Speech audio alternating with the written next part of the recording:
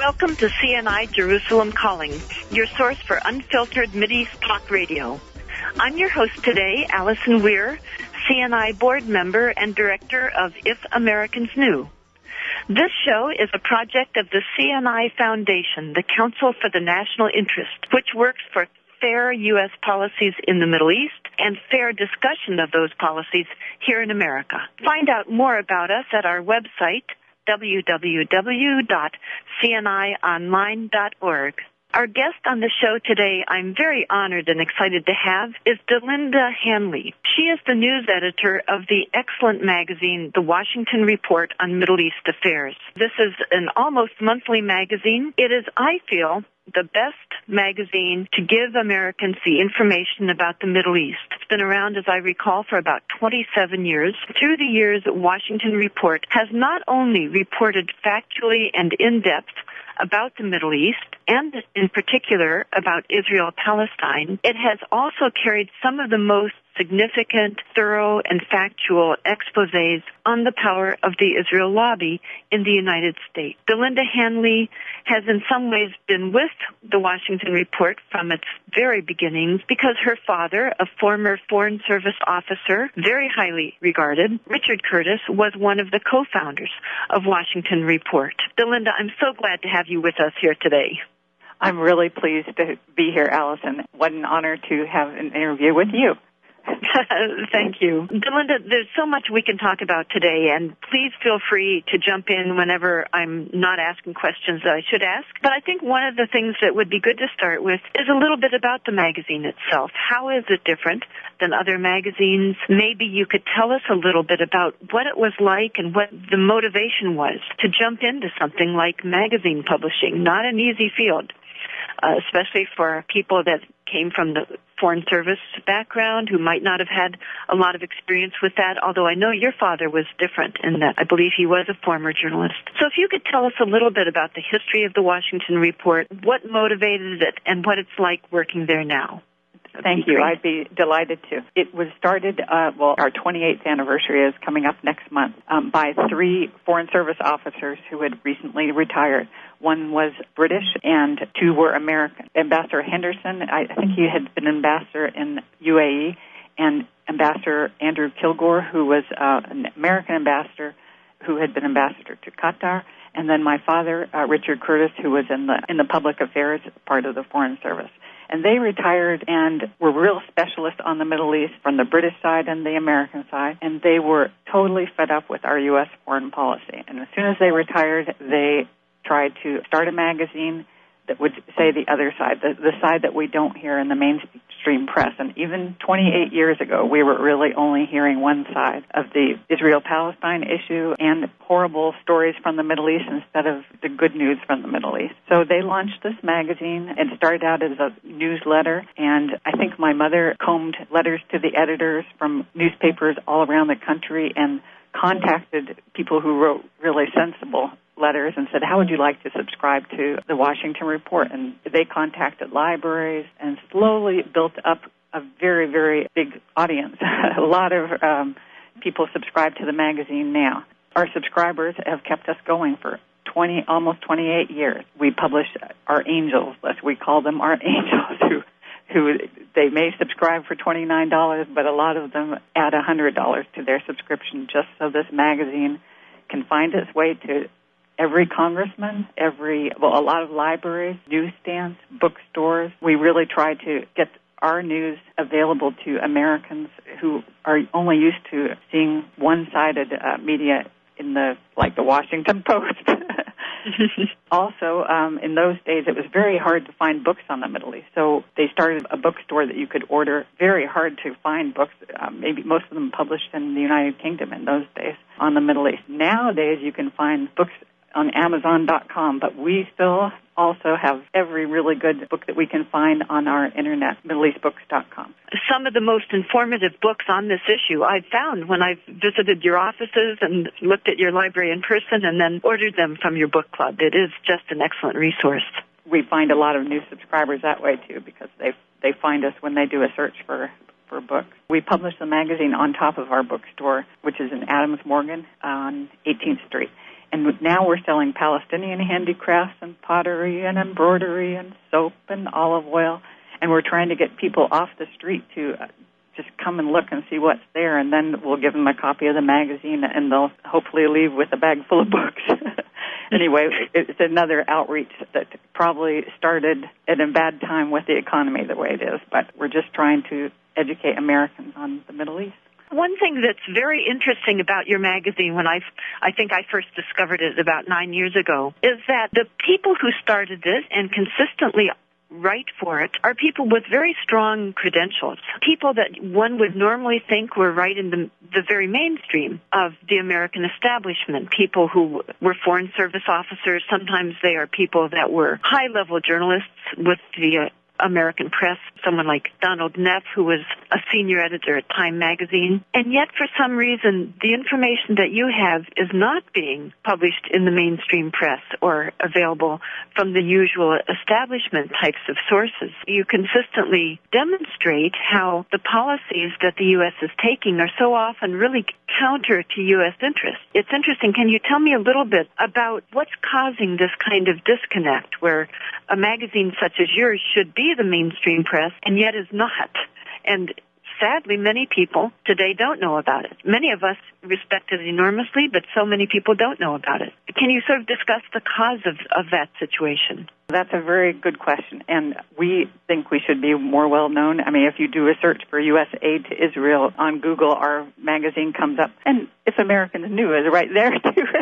It should be part of the mainstream press. But I'll tell you something. I don't know if you saw the TV report from Representative from Rhode Island, Patrick Kennedy, last night. He was on CBS News, but I don't see anything in the Washington Post or any mainstream press about his tirade yesterday. It was during a discussion in the House on Afghanistan, and he got very angry and emotional, and he showed that there were two reporters covering this huge, important discussion on Afghanistan. His voice was shaking with fury, and he said that reporters are not covering the most significant issue of national importance, and he called the press corps despicable. And he said if anyone wants to know where cynicism is, that there are right now two press people in this entire gallery. And the press, what are they doing? They're talking about Eric Massa 24/7 on TV. We're talking about war and peace, $3 billion, 1,000 lives, and there is no press on the House floor. Anyway, very powerful. Yeah, right. He was very powerful, and that's how I feel. The Palestinian issue is not in the press. Gaza is not on the press. It's just not on the radar, and it's because the press is not covering it, the mainstream press. And the little presses like ours and reporters that have to go onto Counterpunch and other internet press to get published, their stories never find their places in the mainstream media. It is despicable, as Kennedy said. I don't know what's going to change. We're approaching a break now. We'll have to cut fairly soon, but after the break, Delinda, we'll come back more. I'd love to talk more about this obstacle to people getting the information and what your magazine's doing about it. I'm your host today, Alison Weir. I'm a board member of CNI and also the director of If Americans Knew. Our guest today is Delinda Hanley, the news editor of the excellent monthly magazine, The Washington Report on Middle East Affairs. Delinda, I'm glad to have a chance to talk to you some more. We were just talking about the fact that your magazine is not as well known as it deserves to be, and one would normally expect it to be, especially after 27 plus, almost 28 years of publication. I think it's significant because this helps us learn so much of what's going on and what's not going on regarding Israel-Palestine. A very notable radio host is Amy Goodman. She hosts the excellent program Democracy Now! About the world, about many aspects around the world. Belatedly, but finally, she did start to learn and report on Israel-Palestine. It's a very important program. It is one of the places that often does give the fact that much of the corporate media, as she calls it, do not give Americans. Given that your magazine has had hard-hitting exposés, investigative journalism for 20-some years, how often have you or other people from the Washington Report been invited to be on Democracy Now! Now, that is a pretty interesting question, Allison. I think no one from our staff has ever been invited on Democracy Now!, and I don't know why, except that, as you said, she was kind of late to this issue and the Palestine-Israel issue. Mohammed Omar, our Gaza correspondent, has been on her show. In fact, I think twice. And he was reporting on being beaten when he returned back to Gaza by Israeli border guards. She called him for an interview after he was beaten up, and it was a really wonderful interview. And she may have talked to him one other time, too, maybe from Gaza. So I really am flummoxed. I don't understand why. And it's interesting because we cover her. We try to cover every organization. Mm-hmm. We've covered CNI's wonderful panel discussions they host on the Hill. We've covered and begged you to write wonderful articles that are so well received in our magazine.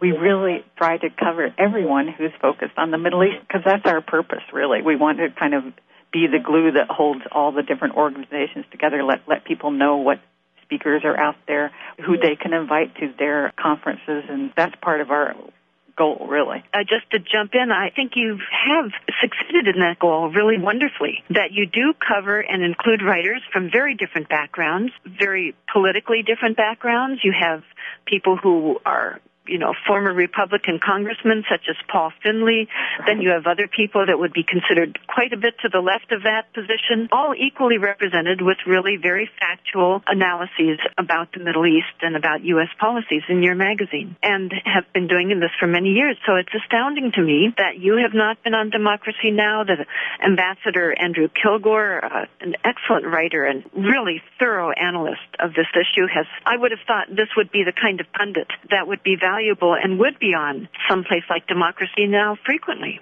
Your father, Richard Curtis, who has done some of the most in-depth studies of the amount of U.S. tax money that goes to Israel. I would have thought he would be a regular on there. Another one of your top editors, Janet McMahon, who has really done such an important job of exposing the political action committees who raise money on behalf of Israel and yet have sort of deceptive names. So most people, really until your magazine exposed it, had no idea that there were dozens, sometimes over 100, of political action committees all raising money on behalf of Israel. And yet, Janet McMahon never on Democracy Now! It really is just an extraordinary situation. I hope maybe this will help rectify that lapse. Well, have you ever been on Democracy Now!, Alison? You are an expert, too.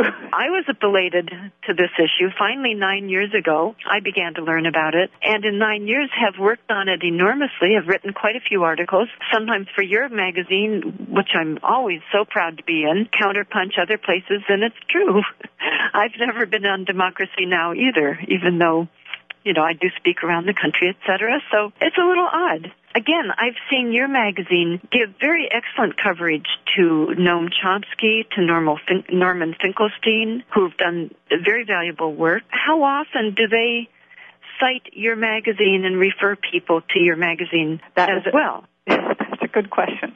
And not only that, we really promote their books and their work and their talking, yes, as you said, and we're not cited, and I don't understand why. Is it because we're too staid? Internationally, we're cited. We're on Al Jazeera English, we're on Iranian TV, and lots of different international programs, but in the U.S., I just don't understand why we are not cited. This is probably something I shouldn't bring up, but there's been a controversy about a real smear campaign against Obama's appointment of Rashad Hussain as his special envoy to the OIC, the Organization of the Islamic Conference. A tiny little, we call them activism, had him quoted in our magazine from, I think, a little talk he was in 5 years ago, a student talk. Someone found that and started smearing us, too. We're cited as a Saudi-financed magazine. I mean, if we were Saudi financed, we wouldn't be down to 4 staff members and haven't paid the rent in I don't know how long. People try to smear us with,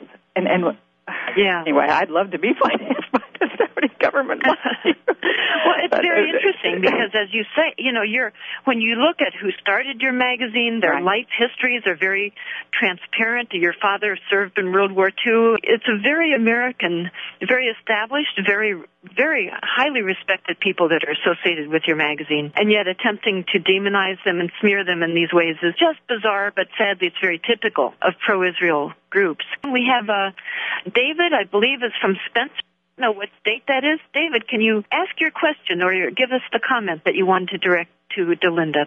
What she was just saying about being smeared, the sad truth is, of course, she's being smeared. Jimmy Carter, for God's sake, was smeared. But my two questions are, it's pretty obvious that our media are biased. The first question would be why, and the second question would be what can we do about it, besides subscribing to your magazine? That would be wonderful if everyone who listened to this show decided to subscribe for $29 a year. What can we do about it? One thing we suggest is always send letters to the editor when you see something that's just wrong or slanted, or bring up the pro-peace, pro-American side of things instead of always, letting the articles talk about what's good for Israel. It's good for America to be even-handed in the Middle East, and if we hold editors' feet to the fire, and Alison Weir is classic for doing this and following through and making sure or trying to make sure that U.S. mainstream media is a little fairer. Readers can say, okay, I'm not going to advertise, I'm not going to buy the junk that you sell in the advertisements. You have got to be fair. This is the American way. And it's just unbelievable that our newspapers are owned, body and soul, by pro-Zionist publishers or media. That's right. I agree with Delinda. I think we can write letters to the editor. We can write op-eds. Most important, we can tell other people what's going on. We can refer people to the Washington Report. So important to the Council for the National Interest, to If Americans Knew as well, and start getting this information out to people. I'm your host today, Alison Weir. Our guest today is Delinda Hanley, the news editor of the Washington Report for Middle East Affairs, what I feel is really the best monthly magazine on this issue, one of the best publications in general to learn about the Middle East and about Israel-Palestine. We didn't get to the why, which the caller David had asked. Delinda, maybe I'll quickly take a stab at that, let you address it for a few minutes, and then we'll take our two next callers. I think that the why we're not getting the full story is very complicated. One thing I've just discovered is how many of the reporters and editors in the region that are reporting for U.S. media, the New York Times, Newsweek, Time Magazine, the Associated Press, how many of these bureau chiefs and reporters are people who either have Israeli citizenship themselves or have Israeli families. In many cases, they have close ties to the Israeli military. The current bureau chief for the New York Times has a son serving in the Israeli military. A previous bureau chief served in the Israeli military himself, and yet these are being portrayed as objective American reporters when in fact they have a close tie to one side of this conflict. I think that's been a major aspect. But there are so many others. What would you like to point out some of the others, Delinda? Once someone who is non-objective about the Middle East, once that reporter has been in the region for a long time, or even a year, unless they have an Israeli background, they start to discover, wait a minute, I've kind of been brainwashed, and they start to get a little more sympathetic about the issue. They are gone. They are gone within a year. They are transferred to Timbuktu. They may even, lose a byline, and if they report too sensitively, it's shocking. But you're absolutely right. You are the expert on the people who have military ties. Good heavens. This is a foreign conflict. This is, some of these journalists, I think, tend to forget that, and they think of Israel as we, because often they are Israeli citizens, and that is the case. Then, of course, there's advertising and consumer pressure.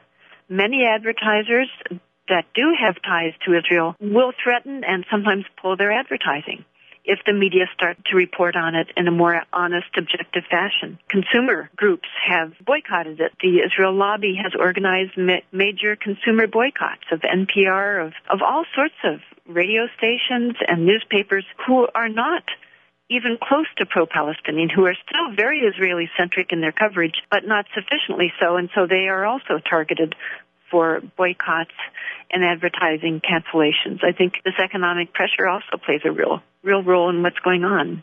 Absolutely. And every time there is an article that does slip by and is published that's even-handed or favorable to the Middle East, a letter-writing campaign starts. These are very passionate letters from various people. Their addresses are local, according to whichever paper they're writing to, but it's all the same letter. That there is It's unbelievable. I have a friend who's an editor of a totally un-Middle East-related publication. He gets about 15 letters every time anything is going on with the Middle East just because he is an editor. They're incredible. We could learn a lot from the pro-Israel lobby and supporters. It's up to us to change it. That's right. I think it is just relentless.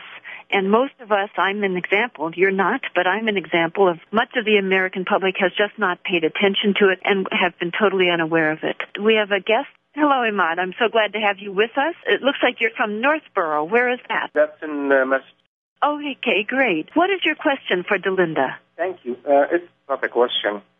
I am a subscriber of her magazine, and I value a lot what she and her staff does for, providing a more balanced presentation of the facts on the ground and the history of the conflict. I appreciate a lot what you do, Alice. We have spoke before, you and I, and we try our best to promote these efforts that you and present to the public. My comment is about the seriousness of lack of involvement. Recently, I heard that on the Canadian Senate or the Parliament, they are debating equalizing criticism of Israel with anti-Semitism. And it seems that this may pass. We don't know yet. But if that passes really, we're not far from that, this may very soon become the issue here.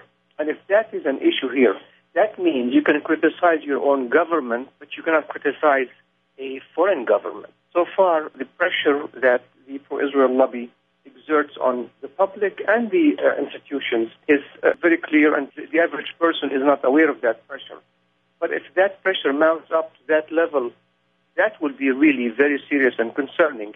And I would encourage everybody who is listening to this program to get involved. Start with little effort at a time. Being passive does not help. No matter how little effort you put into the issue of trying to bring out enlightenment and honest debate on the subject will help. I think that's such an important comment, the way that anti-Semitism accusations are being used really to try to silence people and undermine what's going on. That's one of the aspects that we hadn't mentioned about why the media are not doing a better job. I think in some cases, everybody's afraid that they'll be called a very offensive name. Linda, I'm sure you've experienced that type of thing, too. This is something that is leveled at our writers, and many of our writers are Jewish, and it's very ironic when they're called anti-Semitic, of course. It's funny, Canada used to be, when I was growing up in the Middle East, I pretended I was a Canadian just so I wouldn't get in trouble if America was involved in the 67 war, for instance. And now Canada is almost as right-wing as we are, or at least during the Bush years. It is amazing, and this really could pass. President Carter is called anti-Semitic. It's just something that shuts down the conversation. I think so. On the other hand, I think it's something like calling wolf too often. It's just been used so often that more and more people are realizing that it really has no meaning. In fact, often its meaning is that someone is just speaking accurately and factually about Israel and about Palestine. I expect you probably agree with me. I don't actually see this so often as a left-wing, right-wing thing, because as your magazine sometimes shows and other publications, people who are traditional conservatives have sometimes been very accurate, very powerful analysts of the problems in the Middle East and how bad our U.S. policies have been. Both left and right have been very inaccurate in what they do, and a few have been very accurate. The Christian Zionists are just as much at fault in this issue as Jewish Zionists. It's not a political... That's right. Yeah. Welcome back to Jerusalem Calling. I'm your host again today, board member Alison Weir and director of If Americans Knew. Our guest today is Delinda Hanley, news director of the Washington Report on Middle East Affairs, just a superb magazine on this issue. Delinda, we so far haven't had time to get to your specific articles, which are some of the best exposés around. And if we can, I'll get to that. Otherwise, people should just go to the magazine website, WRMEA. I think that's .org, or is that .com? It can be either one. Okay, go to WRMEA.org or .com and read the magazine yourself and subscribe. It's really the way to be informed on this issue. But for now, let's take another caller. Bob, what's your question for Delinda? Thanks for calling us. A few days ago, I was at the Holocaust Museum, and before I entered, someone outside gave me a pamphlet, and it said at the top, "Never again includes Palestinians." It made it sound, as I glanced through it, like the Palestinians are in a Holocaust. Is that true? How would you like to answer that? I know the group that regularly stands outside, and they've had really good discussions with visitors going in and out of the Holocaust Museum. Never harsh words being exchanged. And a lot of the people leaving the Holocaust Museum agree with their pamphlet. And in Gaza, for instance, they have a slow Holocaust going on. And Americans do know about this, the children who aren't getting food and the windows that can't be repaired after the Gaza and the invasion. I think it's a Holocaust. Do you agree, Alison? I think it's relevant to use that term. There are some groups and individuals that feel, no, that can only be reserved for the Jewish victims of the Nazis. But no, I feel that, sadly, there have been many Holocausts throughout history, and there will be more if the decent people of the world don't stop them. Fortunately, the Nazis were stopped. It went on too long. Massive numbers of people were killed, Jewish, Catholic, Gypsies, communists. On one side of my family, my Polish Catholic relatives enormously suffered in concentration camps. What's going on in the Palestinian territories is so bad, and as you say, it's sort of a slow Holocaust that it's targeting an entire population, men, women, and children. It has been going on basically for 60 years, over 60 years, and it is what is happening now that we can, I feel, and I think you feel, that's what keeps us both working so hard and somewhat underpaid jobs probably, are because we do think that this is the time, this is what's going on now, and we all have the responsibility and the ability to stop it. And I think that Jewish Americans are very aware that their religion is being hijacked. They are the ones speaking out in the strongest terms against the ongoing blockade of Gaza and the occupation that just never ends. It does a disservice to Judaism to let the government of Israel get away with murder. I describe it as a large concentration camp. There are approximately 1.5 million men, women, and children living in a place that Israel controls. You cannot get into or out of Gaza without Israeli permission, which is rarely given. So you have 1.5 million people being kept captive. The medicine and foods that they require are not being allowed in. There's something at most only getting about 23% of what they need, which means there's significant malnutrition and anemia among children. There are people who, in the Israeli assault that took place a year ago, lost limbs. They can't even get prostheses. They can't get false legs for their legs or their arms. These are being blocked. It is a slow Holocaust, all right. Going on.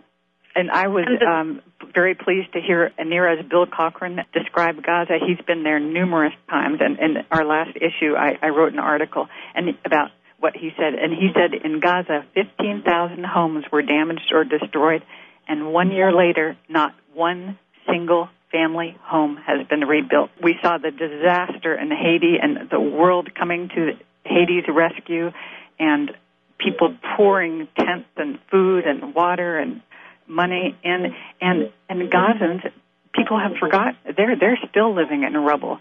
They're living in tents. In the winter, they've just spent a winter in tents. The power plants don't have enough fuel. The water system is shattered, destroyed.